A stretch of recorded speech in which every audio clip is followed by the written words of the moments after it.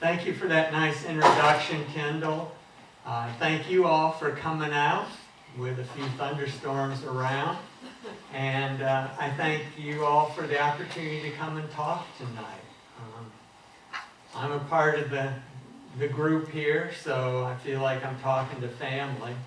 And I'm going to be talking about two things that are dear to my heart, and I imagine dear to your heart because you're here.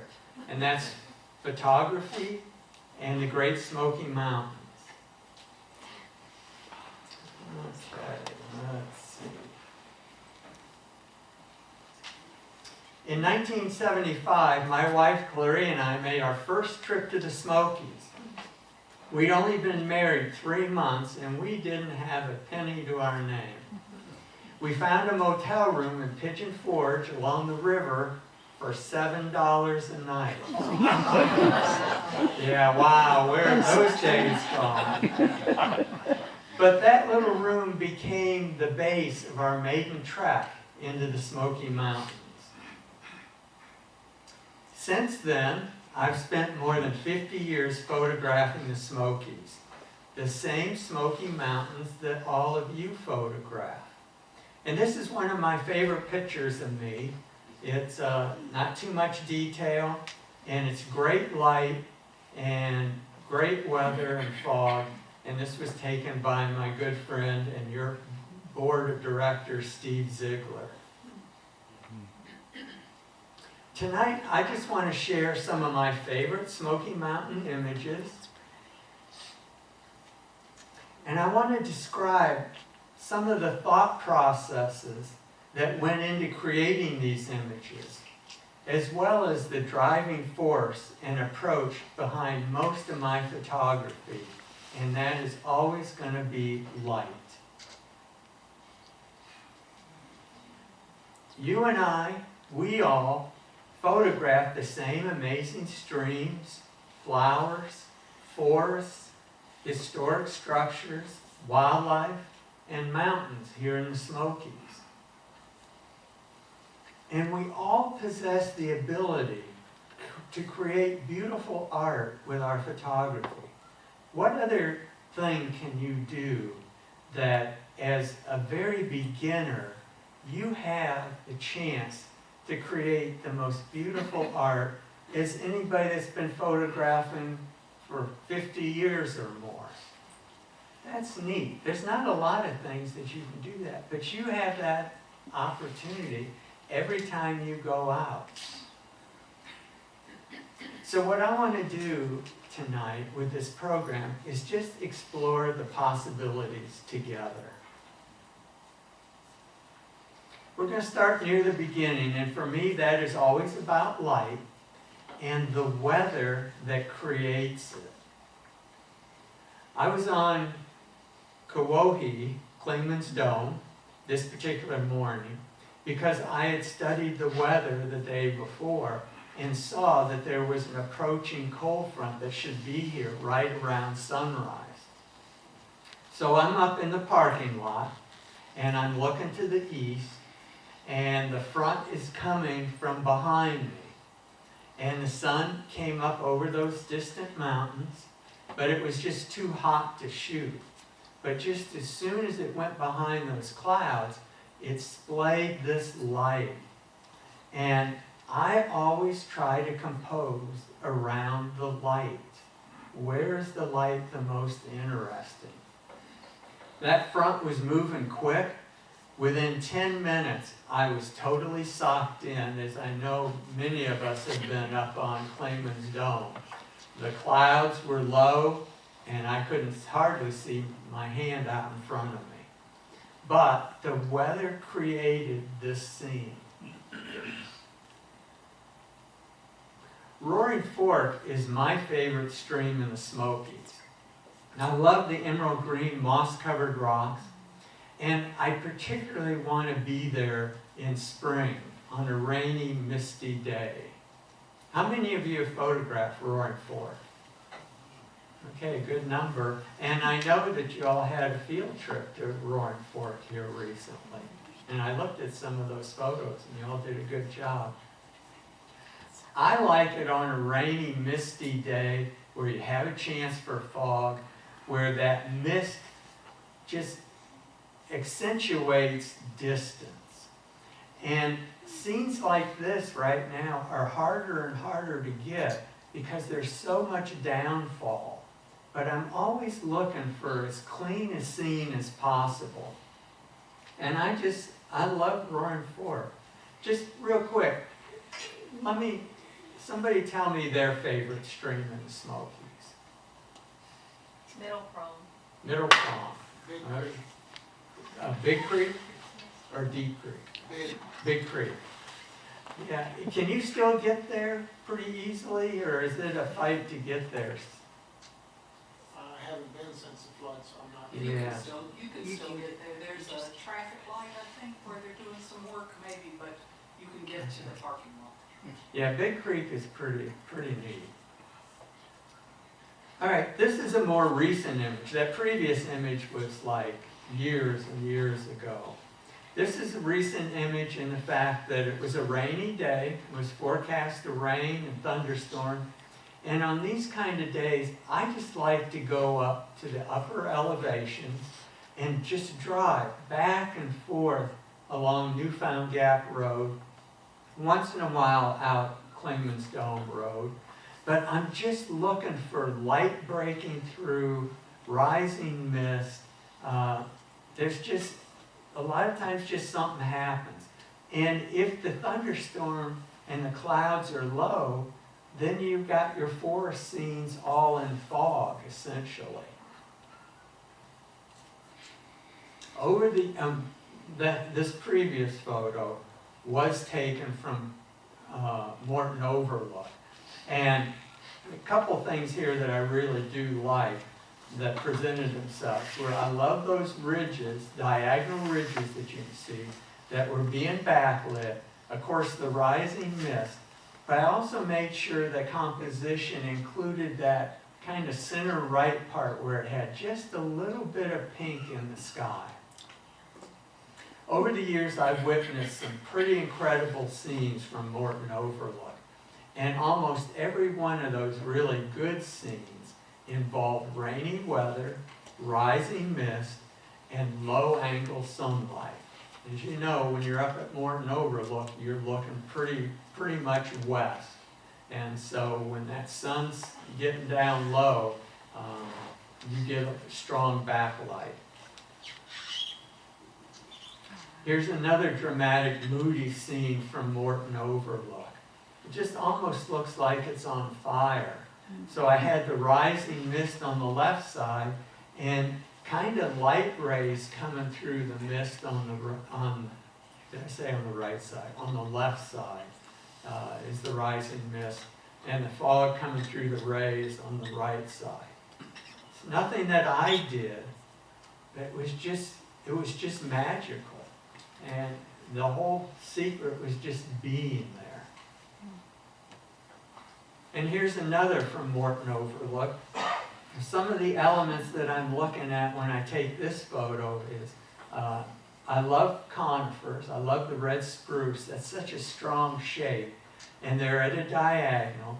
And having that fog behind it really separates them from the foreground. So it gives you this sense of depth. And then you have the blue kind of thunderstormy clouds. But then you've got the light coming through that's orange and yellow. So anytime you can combine cool and warm temperatures, you're going to end up with a good photo. Again, these all have the same elements: rain, thunderstorm, rising mist, low angle backlight. Now, I love hoarfrost. To be able to photograph it, I need to understand how and when it's created. I need to be able to predict ahead of time when it's going to occur so I can be there with camera in hand if the park is open. I'm on the lookout for hoarfrost from late October throughout the winter months. It occurs when a slow-moving cold front passes through. Low clouds clinging to the mountaintops, and then cold air coming in over a day or two freezes that cloud vapor on everything it touches. Every little twig, every little piece of grass, and it's just fabulous. Hoarfrost is better than snow because it doesn't blow off the trees as quickly. A lot of times when we get snow here, we get cold front, and as soon as that front and the clouds clear, we end up getting high winds that blow the snow off. To me, a snow scene without snow sticking to the trees just doesn't work. But if you look at this scene, the higher elevations here is hoarfrost, and the lower elevation in front of me is snow, but you can see it's really not on the trees. But I was fortunate in the fact this is the very last lighted day, so I'm getting that alpenglow color to the sunlight, and that just made it all magical. I'm always looking for opportunities to capture images with two seasons present. Hoarfrost and fall colors are perfect. You don't need a lot of fall colors to make these scenes work. Just a sprinkling of color is all that's really needed. But you need the hoarfrost. The hoarfrost is the key. Of course, snow and fall colors work well together, whether you're shooting scenery or wildlife. It's just a great mix if you can catch both seasons in one composition. In rare October snows, the roads are sometimes warm enough that the Park Service keeps them open. So if you get a late October or early November snow, and we've had a period of warm weather, when the snow hits the road, it melts, and the Park Service doesn't close the road, but yet that snow sticks to the vegetation. So I'm always hoping for an early snow in late fall. All the years I've been here, I've not had a whole lot of them, but boy, when it happens, you want to be everywhere. And it sure helps if the Park Service will let us be everywhere.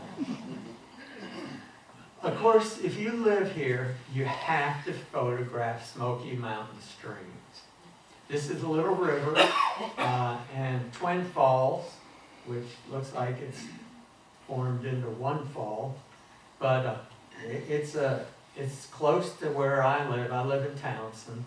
So Little River is a good place to go, and I'm always looking to be out there in the fall or the spring.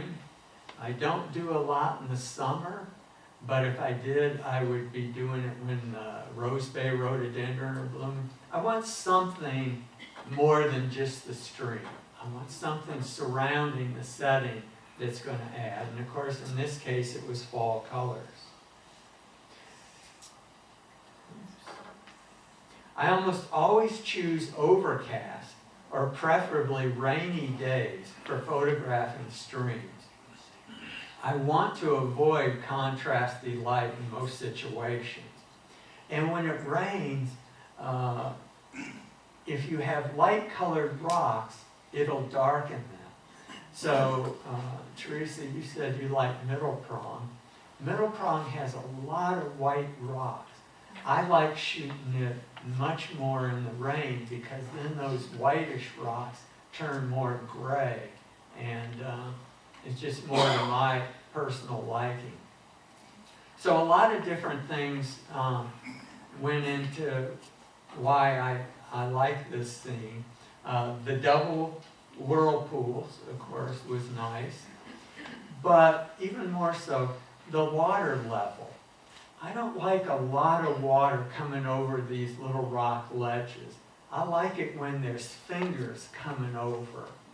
And so I thought the water level really worked. But again, here you have warm and cool tones together. You have the blue of the water, and you have the orange and the yellow of the fall colors. So I felt like this image worked.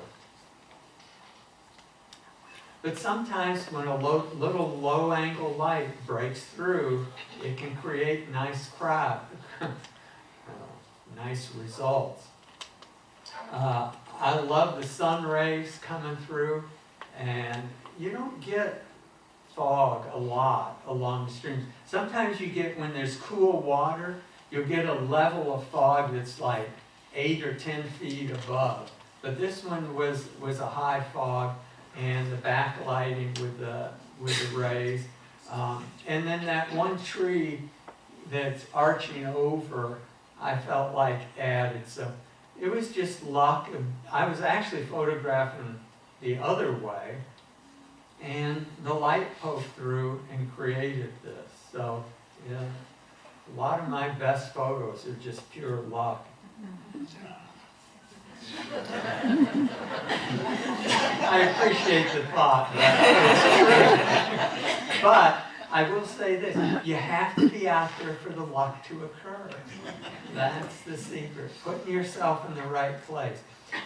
Again, we've got fall colors, we've got the blue in the water, you've got backlit mist, but what made this photo for me was the backlighting on the moss, on the tree and branch on the right. So this is in Cades Cove. I was going over the bridge there at Abrams Creek at the far end, and I think I only caused 2 cars to wreck when I immediately pulled over and grabbed my stuff and got out there and just caught this. Okay, Teresa, this one's for you because this is middle prong. I was there to photograph those flowering dogwoods. I want to do streams in the spring, and I want something that says spring. So those dogwoods and that little umbrella one on the left there is just, I don't even know if it's still alive. It's struggling. But the spring colors, I think oftentimes get neglected. I think that they can equal fall colors. And in this particular case, very late in the afternoon, the sun poked through, backlit those orange colors in the upper right-hand corner, but also touched those rocks in the lower left-hand corner with a warmth that I think went well with the blue of the stream. I would not be a good black and white photographer. I think you have to be a better photographer to excel in black and white. I love colors, and I love complementary colors, and I'm always looking for those in my composition.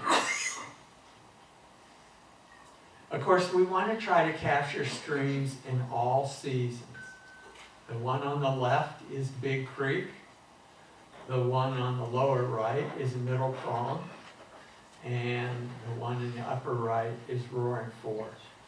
So, boy, the seasons look good, but when you get to do a book and you can put all those seasons together on one page, it makes the photos look better in a group than they do individually. When it comes to running water, of course, we're going to have to think about waterfalls. And we do have some beautiful ones in the Smokies. Not great, huge, majestic ones, but just beautiful falls. This, of course, is Abrams Falls. And again, I'm almost always wanting to photograph running water or falling water on overcast days. But again, I'm going to be out when there's something else going on. And the one on the left is Meigs Falls in autumn. The one on the right was Mingo Falls. And it was a stormy day. And actually the blue up at the top is not blue sky, but thunderstorm clouds. but there was a light area in the clouds, and the light shined through, and it made this, it turned out better than I thought. It also was right after a heavy rain. And in this particular case, a lot of water, I do think, made this image look better. But I have to admit, my favorite little waterfalls are those small ones that are only a foot or two high, that are, you know, every 100 feet or so along almost every Smoky Mountain stream. I don't like to be out photographing when the water's really high, because when they flow over these little rock ledges, then you end up with a big whiteout. But when I'm looking for those ledges where the water's just kind of flowing over and creating those fingers that, that you see separation in the white water.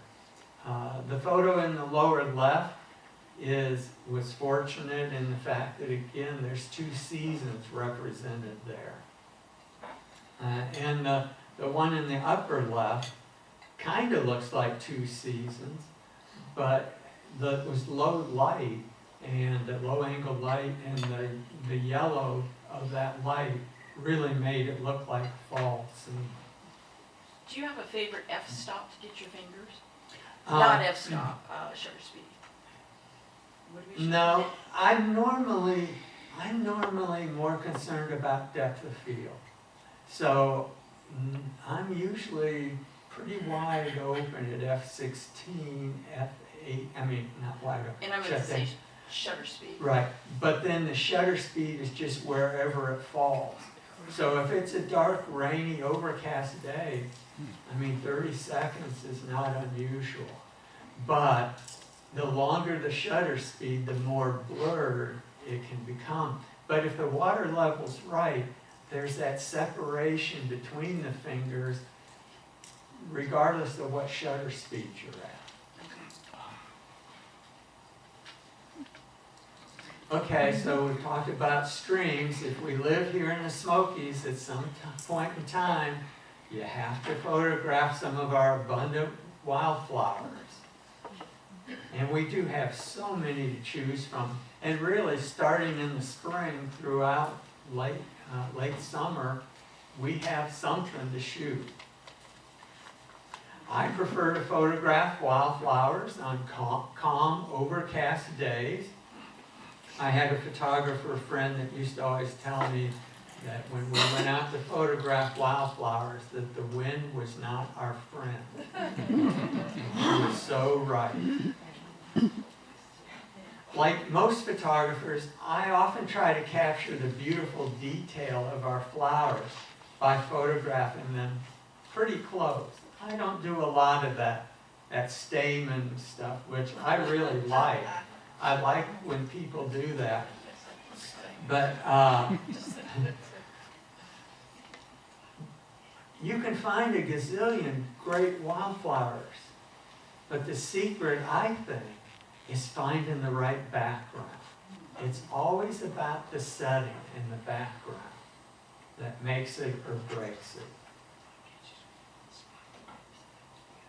So in recent years, I find myself backing off more and trying to capture the surrounding environment in which the wildflowers grow. So in these scenes, I'm using the 17 to 35, and oftentimes closer to the 17 end. And I'm looking for carpets of wildflowers, and especially when there's more than one type. The one photo in the upper left is a yellow trillium among blue phlox.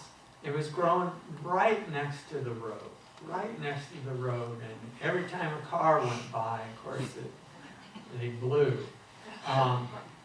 and moved. But I really liked that color, you know, to fill up the frame with these different colors.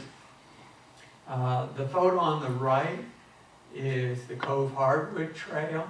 Just as you start up the trail and you make that bend and then it bends back, there's always a nice group of trillium. I just love doing trilliums.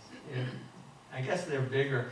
And I think another reason I like to do more at a distance now is because it's harder for me to get down low. Well, I can get down low, but getting up is the issue. Also, the photo on the lower left, that's white fringe phacelia with some yellow trillium. And that's after you go past the Chimneys picnic area and you start going up, there's kind of a big parking lot on the left. And used to be a huge buckeye tree there that fell.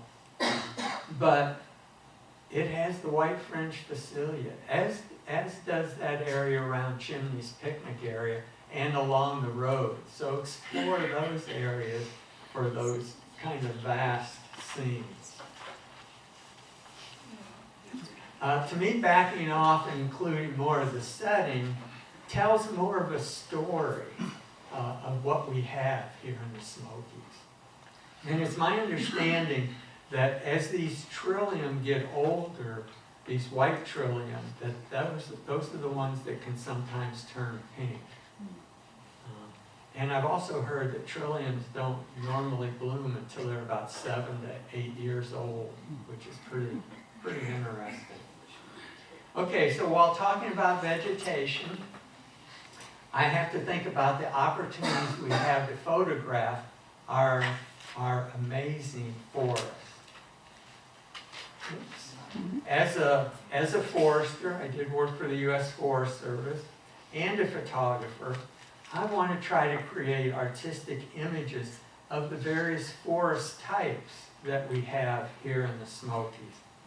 And again, I'm out there on those rainy, misty days. By the way, I do have an umbrella holder that attaches to my tripod. So, you know, if you're shooting the rain a lot, I mean, they don't work if it's a blowing thunderstorm.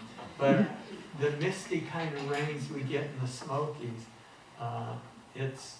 it's good to have.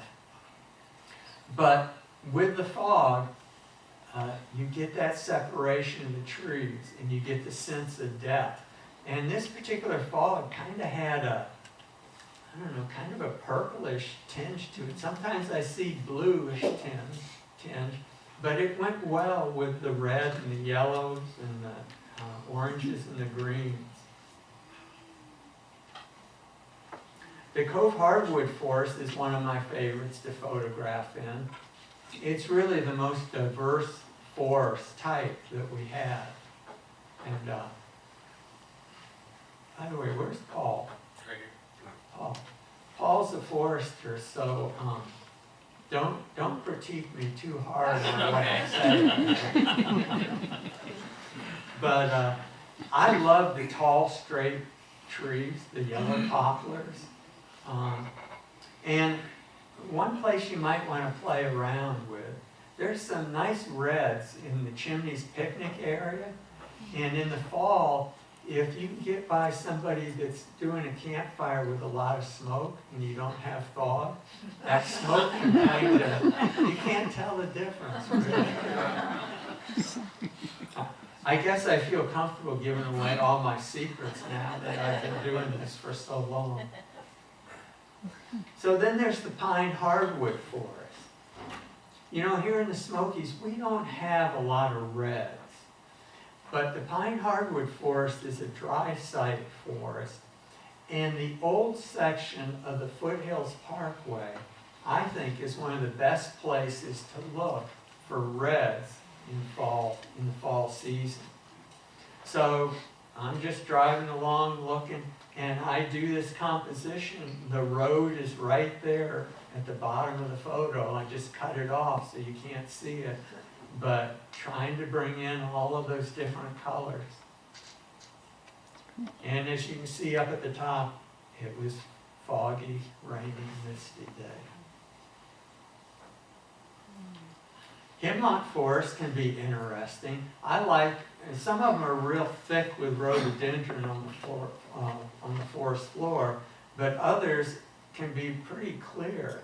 And again, with the right fog and mist and setting, it can create kind of a different kind of forest than what you see most of the time. The northern hardwood forest is at the upper end of our elevational scale.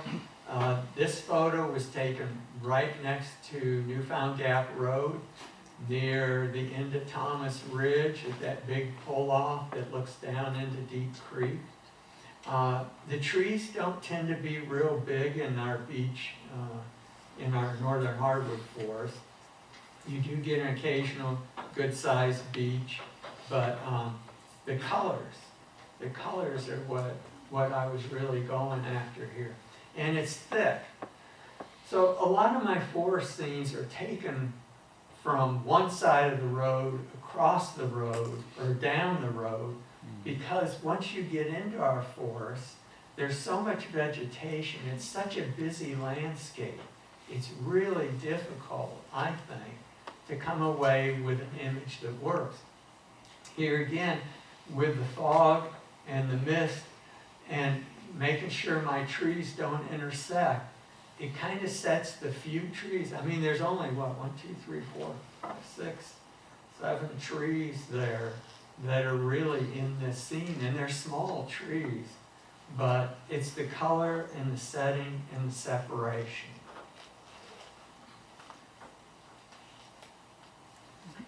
The transition zone between the northern hardwood forest and the spruce fir forest at the very highest elevation, I think, is really photogenic. This is a scene taken from a Oconaluftee Valley overlook, and in fact there is a interpretive board there that talks about this transition zone. So you have the colors of the northern hardwood forest, but you have the neat conical shapes of the red spruce.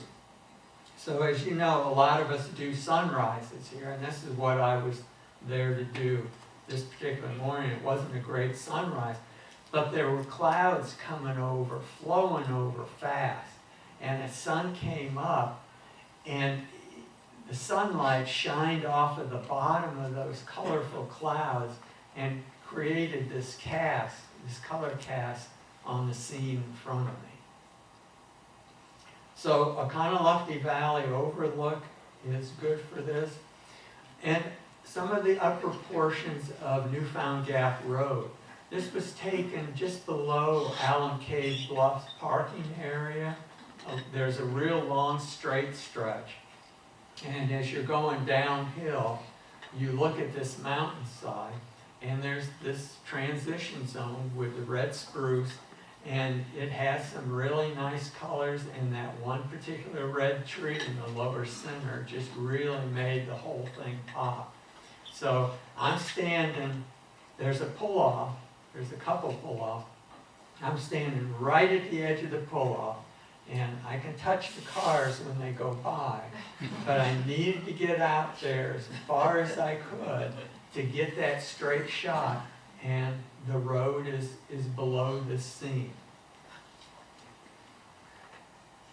My favorite forest type to photograph in the Smokies is the spruce fir forest. Newfound Gap and upper portions of Newfound Gap Road provide numerous photo opportunities. I just went up there one morning, and it was nice. I was hoping for hoarfrost, but there was a little bit of snow on these red spruce. And of course, you know, how can you beat it when you have a sunrise like that? No, I don't see a lot of those like that, but I was, again, fortunate to be at the right place at the right time. By the way, a lot of these photos, I shoot with a 28-300, but I'm usually zooming in. Again, composing, creating around the light. So a lot of times I'm at the 200 to 300 range with my scenic photography. Claymans Dome Road The tower and the parking lot also offer great vantage points for photographing the spruce fir forest.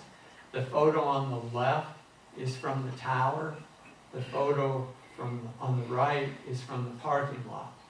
99% of the time, I'm shooting from the parking lot because it circles, so you can do a sunrise, you can run down to the other end, and do alpenglow on the distant mountains. I just find that you have so much more flexibility from the parking lot. If you want to photograph more interior scenes of the spruce fir forest, I suggest exploring the Spruce Fir Nature Trail, which is about 2 miles out Clingman's Dome Road on the left, or the Appalachian Trail. There's a parking spot on the left, and you can cross the road and you can be on the Appalachian Trail in like 2 minutes. I like the Spruce Fir Nature Trail. How many of you photographed on that? Not very many. Go up on a cloudy day when that's socked in with clouds. It's just like a 1/4 mile loop trail. You don't have to go very far. But it's just neat. There's a lot of down fir trees, but there's so much green emerald moss. It's a very busy landscape, and it's very challenging to photograph. I always feel like I never can do it justice, but it's just fun trying. I just feel like some of my favorite photos are from these higher elevations of the Smokies. The photo in the upper left-hand corner, to me, doesn't even look like it was taken in the Smokies. That is right at the edge of the parking lot where the trail to Clingman's Dome starts off. There's some really big boulders there. And of course, Newfound Gap, and just driving the roads, looking for scenes, looking for light. Okay, so sometimes captivating images in the Great Smoky Mountains is really nothing more than pure luck. So I was photographing, traveling through, stopped at a Conaluftee Farm Museum, and they just so happened to be filming a documentary on the Cherokee Trail of Tears. So I asked them if I could photograph, and it's one of my favorite photos in the book. I'm ashamed to admit it, I didn't even know about the Trail of Tears until I was an adult. So it's a sad, sad story, but a picture can tell a lot. Speaking of history, remember that Great Smoky Mountains National Park has the largest collection of historical structures anywhere in the eastern U.S. That means we have some really neat opportunities to photograph history here. Again, I'm going to go out when it's rainy, misty, when there's fall colors or something blooming. In fact, this cabin just to the right is a dogwood tree that is usually got dogwood flowers in the spring. We have turn-of-the-century log homes. Why was I out? Because there was snow in the forecast. And to me, those still kind of stormy clouds in the distance and that blue with the reddish tinge of the log cabin really are complementary colors. And then of course having it was kind of a combination of snow and hoarfrost on the trees. We have early frame homes. This is the Reagan home on Roaring Fork. Photographing in good light with something neat going on around it. In this case, it was the fall colors. But look at the light at the top. It just, I mean, I photographed this place a lot of times, but this is my most artistic looking scene. And it's, again, nothing that I did, except that I was there when the light was just right. And if you shoot these things on, these structures on rainy days, then you don't have as many people getting in the photo. I'm serious. So, but be creative. These things don't run off, and work on it. If you have the right light, you know, again, I'm there in the fall, so there was color around this house, and I just took a different approach. We have big barns, little barns, and unusual barns to photograph. We have corn cribs. Some of them have corn in them. Some of them have corn growing next to them. Shoot it all. Tell the story. There's homemade bird houses, hay rakes, chicken houses, and even a few chickens that are wandering around at a Conaluffy Farm Museum. They also have some hogs, but they were kind of ripe the other day. And I love pigs and hogs. Grist mills make great subjects. This is Mingus Mill. A lot of different elements here. You have that leading line of the wood trough. I wanted everything in focus, so I shot this at f/22. That kind of smoothed the water out. There was also smoke coming out of the mill, which added. But I think the main thing that I did that helped make this photo work was I had to cut it off where I did, because if I'd have gone up any higher, I'd have started to get white sky in the scene. And I really don't want white sky in most of my scenes. So grist mills are good. Tub mills are good. Again, it's this, I'm photographed, as we all do, subjects, but it's what's around the subject that is really what makes the difference between these photos that you'll end up liking versus ones that we take that are just kind of ho-hum. So when you have a tub mill like this and it's snowing, or you have a tub mill like this next to such a scenic location, I mean, how can you miss with this? That rhymes. And you have the road right there. I just cut the very edge of the road off. But I shot this scene from a lot of different rocks, locations. But then when I was finished, I went in and got underneath the tub mill. And there's a whole different story there.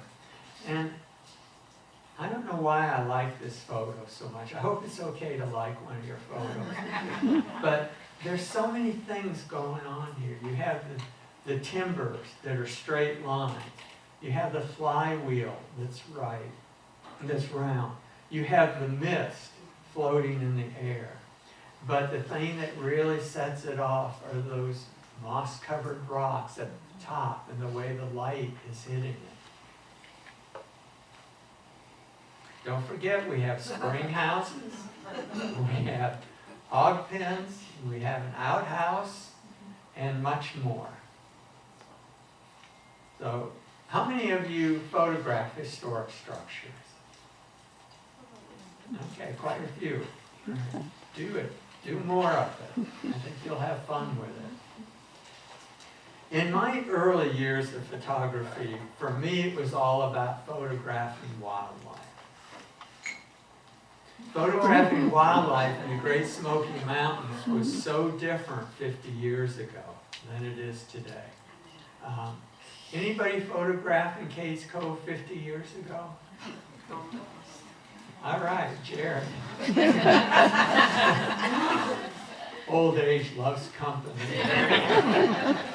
Do you remember, there were groundhogs everywhere. There were skunks everywhere.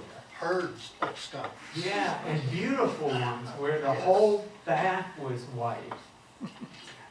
There were raccoons, and there were even some red fox. The white groundhog, an albino groundhog, was over at Econolofty Farm Museum. It was running in that bloodline, and so they had a few of those. Not many opportunities for these subjects in today's world. Of course, the wolf, the mountain lion, and the woodland bison have all been extirpated from the Smokies years earlier. But if you're out, photograph these. Bob, we were in Yellowstone. We went to a natural habitat place and photographed the wolves there and the grizzly bears. It's fun to do, and you never know when you might use the photo. You also photograph the bison. And the mountain lion was at the natural habitat at Grandfather Mountain. New wildlife species like coyotes have slowly migrated into the Smokies and have displaced many of the red fox. I used to live in North Carolina and would drive over to get to the gate an hour before it opened at Cades Cove. And I would always see one or two red fox driving across the mountain, but never anymore. But I love coyotes, and they're great subjects to photograph. And although I did not take this photo in the Smokies, I just love the color of the coyote. I'm a dog lover. I met a coyote out in Yellowstone one year and spent a lot of time with her, and it just changed my whole opinion about coyotes. So I like them. I just wish they would allow the red foxes to stay too. In more recent years, elk have been reintroduced, and of course lots of photo opportunities there. Now they're in Townsend. So they're coming. And otters have been reintroduced.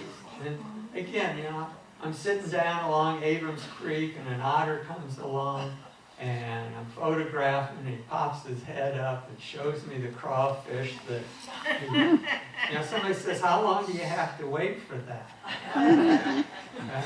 More than 50 years. But it's luck.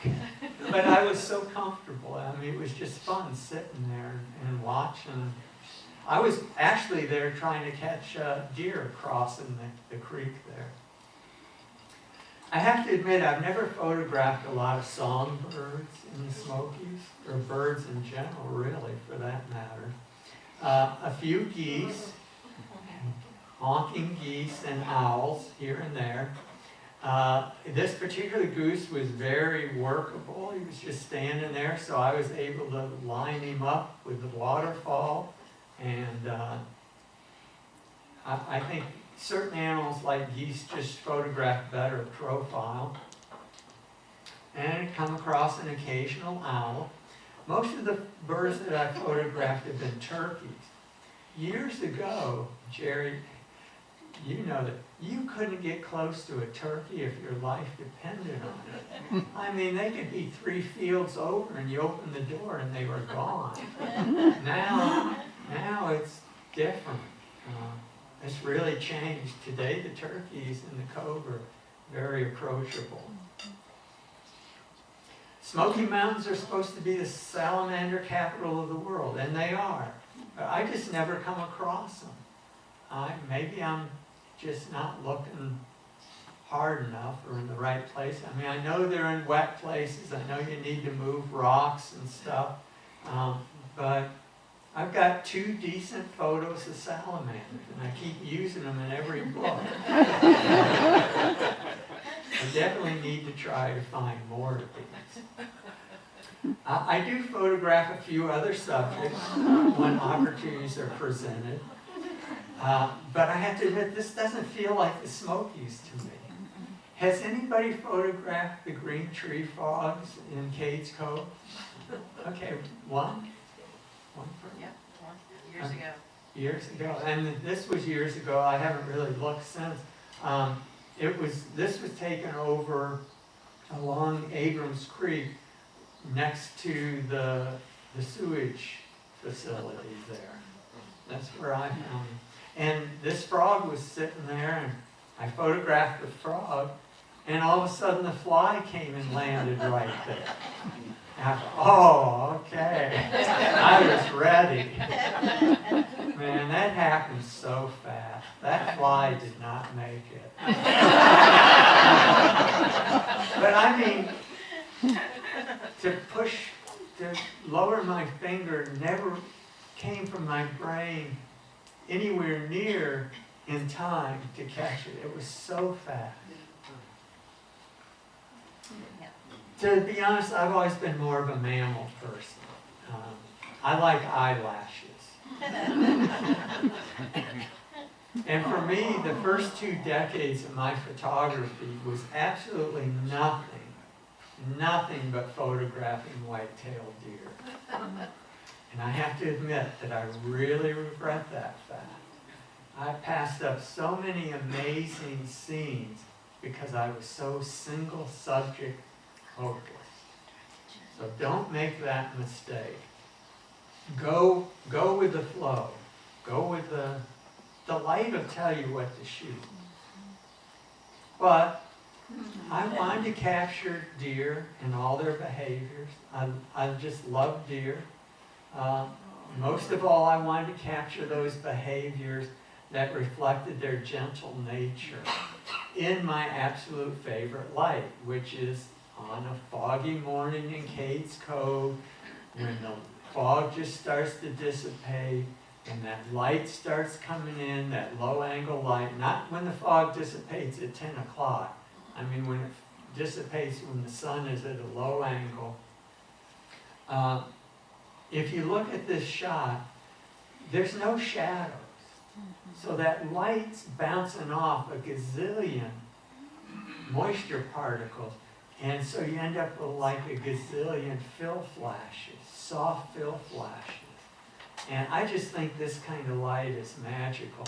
And August is a good time for this kind of light. Scenes like this still reignite the urge within me to photograph deer. Back then, I had a good friend that kept telling me a deer is nothing more than a glorified goat. Now, I wouldn't go that far, and I argued with him. But he said, if I want to photograph a truly amazing animal, I should be photographing black bears. Certain things happened in my life back in the mid-1990s, and suddenly black bears became my wildlife subject of choice. I wanted to capture moms with cubs, of course. I wanted to capture the cubs. I wanted to do portraits, but I wanted more than just a handsome face. I wanted personality. I wanted individual personalities. I wanted to capture their very soul. Of course, I wanted the behaviors and the light moments. So again, this is one that I've had. How long did it take you to get this photo? Well, not very long at all. I didn't see it coming. I was photographing a cub sleeping in a tree. And suddenly a tufted titmouse came and landed on his shoulder and started plucking hair for her neck. She flew off 4 or 5 times, came back, gave me more chances to get the right shot. Not once did that cub open his eyes. So the bird flew off and landed on mom's back. thinking you do the same thing. No, Mom woke up real quick. So that was the end of that photo opportunity. But my favorites are those special tender moments between a mother bear and her cub. Those moments that just say so much. They're loving interactions. These are the bear images I seek the most. Okay, so today I'm probably more into photographing landscapes than anything else. When photographing here in the Smokies, I'm often looking for those ways to capture the classic ridge after ridge scene that the Smoky Mountains are famous for. I just never get tired of these. I'm always looking for them. But we're losing a lot of these opportunities here because trees are growing up and interrupting these views at the few overlooks that we have. So this is a Conalupti Valley overlook. If you stand up there on the sidewalk now of that overlook, those trees across the road are growing up and interrupting those scenes. So somebody that has connections with the Park Service. Anyway, I just... Chainsaws would come in and do it. Yeah, I mean, we could volunteer.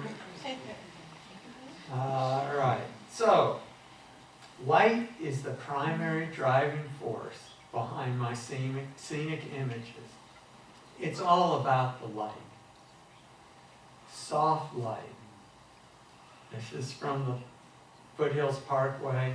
Last light of day, storm clouds. That sun cleared some of those clouds through that alpenglow color across into the distance. But actually there's sunlight in the foreground and in the midground, but it's just so soft you can't even tell it's sunlight. So you have soft light, you have colorful light. Again, when you're out on stormy weather and there's a break in the clouds and the sun, low angle, I feel like I'm repeating myself, but it's the same formula that always seems to work. And I'm often looking for directional light. Light filtering through at right angles. Probably about 90% of my landscapes are photographed at right angles to the directional light. That gives you maximum polarization. It tends, and with that, you tend to get maximum color saturation. So I'm chasing light. Fog is also a big driving force behind my landscape photography. Whether I'm in the Smoky Mountains, the Florida Everglades, or California's Yosemite, I'm always looking for fog. I don't shoot well in low humidity climates. And if you notice, we haven't had low humidity lately. I just love fog. I love what you can do with fog. It separates subjects from the background. I think it helps accentuate shapes. Shapes are an important part of your composition. Include them when you can. And of course, it gives depth to a scene. I love it when there's a sea of fog and mountaintops peek through it like islands in a vast ocean. I often try to incorporate diagonal ridge lines into these scenes whenever possible.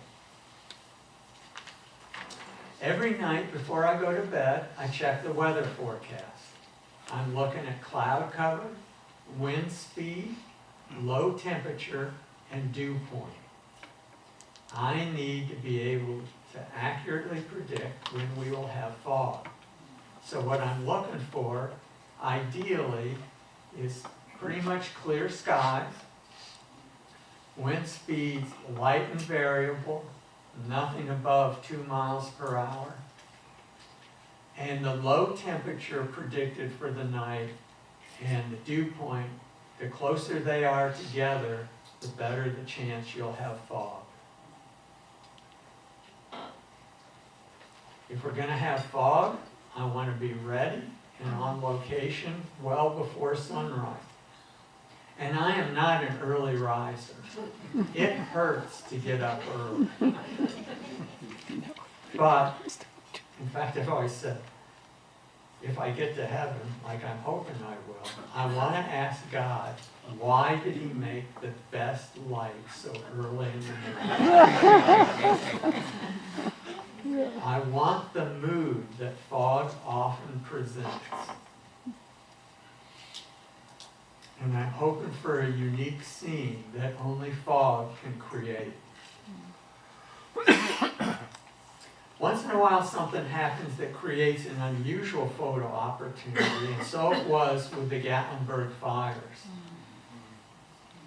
A few days before the deadliest of the fires, but yet when there was plenty of smoke around, I headed to Kauai to photograph a sunrise. A unique combination of smoke, fog, high clouds, and a temperature inversion combined to form one of the most incredible sunrises I've ever witnessed. It's amazing to me how much beauty could come from what ultimately became such a tragic event. Okay, so before finishing, I want to just mention several of my favorite places to photograph in the Smokies. This will come as no surprise, but I'm kind of fond of Cades Cove. Cades Cove just has so much to offer in all seasons. Could do with a little less traffic, but a lot to offer. Including the fact that it is the best place to photograph wildlife in the park. Another one of my favorite places to photograph is Roaring Fork. It's scenic stream. It's moss-covered and shapely rocks. And I find myself doing a lot more of these kind of scenes as more trees have fallen down in Roaring Fork and becoming so busy with down trees. So just putting on a pair of boots, getting in the stream, and just looking for these little 6-inch to 2 feet high little falls around green moss-covered rocks. It's just a lot of fun. And of course, Roaring Fork is a favorite because of the historic structures. And I like a place of 1,000 drips. In low water it can be interesting, and in high water it can be very interesting. My newest favorite place to photograph in the Smokies is the result of a project that spanned more than 52 years in the making. The new section of the Foothills Parkway.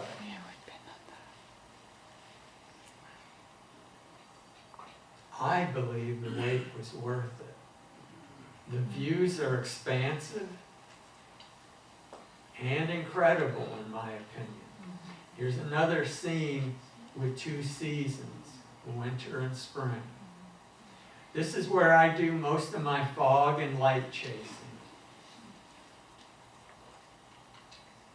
It doesn't always take a lot of fog to make a good image, but it always seems to add a little something extra. Oftentimes it is a key element in the image. And when the fog begins to dissipate and the sun gets a little bit higher, I drive the parkway at lower elevations, searching for light rays filtering through the quickly vanishing fog. So I go and I do the sea of fog type images, and when the sun starts getting a little harsh for that, then I want to get to the lower elevations where there's fog along the parkway and just drive looking forward and in the rear view mirror for light rays coming through that fog. God rays filtering through the trees. These are some of my favorite images. And again, I just pull off the side of the road, and the road is right underneath the bottom of this photo. Sometimes the light and the shadows combine just right to highlight something special like falling leaves. This happened to work just because of that shadowed black area in the lower half of the scene that made the leaves show up. The new section of the Foothills Parkway is close by. You need to be working it. You can spend a lifetime up there. I've spent a lifetime, it feels like, since it's been open. And you just never know what you're going to see. Okay, 2 quick advertisements. If photographing bears is for you, then please consider joining Chris Norcott and myself as we photograph black bears in Minnesota this August 20th through 24th. You can learn more at chrisnorcott.com. And I promise it'll be a life-changing experience that you'll never forget. It'll make you think, and if you don't believe me, just ask Ed. All right, my second advertisement. My newest book was just delivered on June 25th, about 4 weeks ago. And all of the photos, but about a dozen of tonight's images, appear in the book. But there's about 100 more that I couldn't quite fit into the program. If you're interested in purchasing a book, I just so happen to have a few cases with me. The book sells for $30, but for anybody that wants a book tonight, it would be $25. If you don't have $25 with you and you want a book, take a book and get my card and send me a check. So there's the new book, Kate's Cove calendar, and I brought just a couple Kate's Cove books. One parting thought: photograph around light and understand the weather that produces that light to help you produce your most compelling images. I really think that's the formula. That's all, folks.